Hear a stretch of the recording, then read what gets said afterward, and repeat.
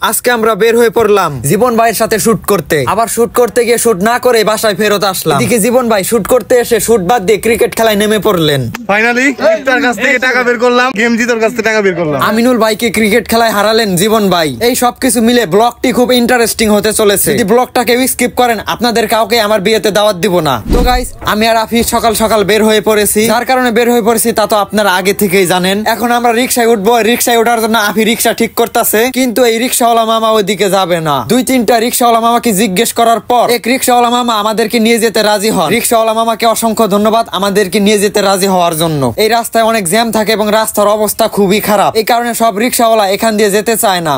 এই তো আমরা সব ভাই ব্রাদার একসাথে হয়ে গেলাম। এদিকে আমাদের সুমন ভাই ও রনি ভাই আমার কাছে ট্রিট চাইতেছে, যেখানে কিনা আমি নিজেই খাই জুমার খিচুড়ি। যাই হোক, আর কিছু বলার নাই। এখন আমরা হাঁটি হাঁটি পা পা করে চলে যাচ্ছি শুটিং স্পটে। এখানে জীবন ভাই আমাদেরকে সবকিছু বুঝিয়ে দিচ্ছে। এদিকে রাজ ভাই বলতেছে এভাবে যদি আমাকে ভিডিও করা হয় আমি তো গ্লোবাল সেলিব্রিটি হয়ে যাব। তারপর শুরু হয়ে গেল ভিডিও শুট। শুটের মাঝখানে হঠাৎ করে আম্মা কল দিল। আম্মা কল দিয়ে বলল তার কাছে নাকি বাসার চাবি নাই। এখন আর কি করার, আমাকেই বাসায় যেতে হবে। তারপরে আর কি করার, আসছিলাম শুট করতে, শুট না করে এখন বাসায় চলে যাচ্ছি। এই কারণে অনেক মন খারাপ হয়ে গেল। তারপরে জীবন ভাই বলল আমাদের এলাকায় নাকি শুট করবে। তো যাই হোক, আমার জন্য ভালো হলো, ক্রিকেট ম্যাচের ভিডিও শুট করবে। জীবন ভাই আমাকে ব্যাট বল ও স্টাম্প ম্যানেজ করতে বলল। তো এখন আমি বাসায় যাওয়ার পর আম্মাকে চাবি দেওয়ার পর ক্রিকেট ব্যাট বল ও স্টাম্প ম্যানেজ করার পর সরাসরি মাঠে চলে যাব। তো এখন আমি চলে যাচ্ছি বিদেশে নয়, ক্রিকেট ব্যাট বল ও স্টাম্প ম্যানেজ করতে। আজকের ওয়েদারটা অনেক সুন্দর, একদম মন কাড়া ওয়েদার। মাঠের ওখানে আসার পর সৌরভকে কল করলাম আসার জন্য। তারপর সৌরভও চলে আসলো। তার কিছুক্ষণ পরে জীবন ভাই সহ সবাই চলে আসলো। তারপর জীবন ভাই ও আমিনুল ভাই শুট বাদ দিয়ে ক্রিকেট খেলার প্ল্যান করলো। আমিনুল ভাই যদি এই খেলায় হারে আমাদেরকে 100 টাকার মজো খাওয়াবে। তারপর খেলা শুরু হয়ে গেল।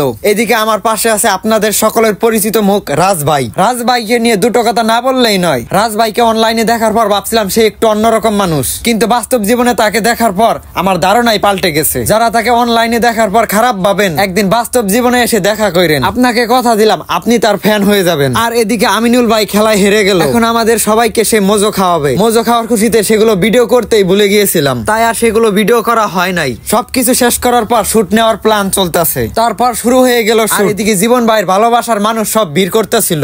এত মানুষ জমার কারণে অনেক ধুলাবালি উঠতেছে, যার কারণে শুট করতে অনেক সমস্যা হইতাছিল। তো যাই হোক, তার মধ্যেই চলতেছিল শুট।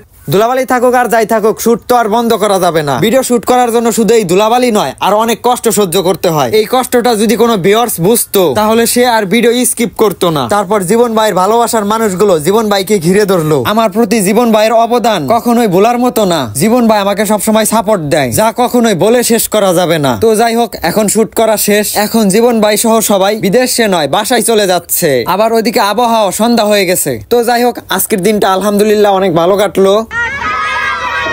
তো যাই হোক গাইস, সবাই ভালো থাকবেন, সুস্থ থাকবেন। আজকের ব্লগটি এই পর্যন্তই। দেখা হবে পরবর্তী কোনো ব্লগে। এই ব্লগটা যদি আপনাদের কাছে ভালো লেগে থাকে সবাই পেজটাকে ফলো করে দিবেন, আর যদি সম্ভব হয় একটা শেয়ার করে দিবেন। অনেক কিছুই তো শেয়ার করেন, সামান্য আমার এই ভিডিওটা শেয়ার করলে আপনাদের তেমন কোনো ক্ষতি হবে না। ধন্যবাদ সবাইকে। আসসালামু আলাইকুম।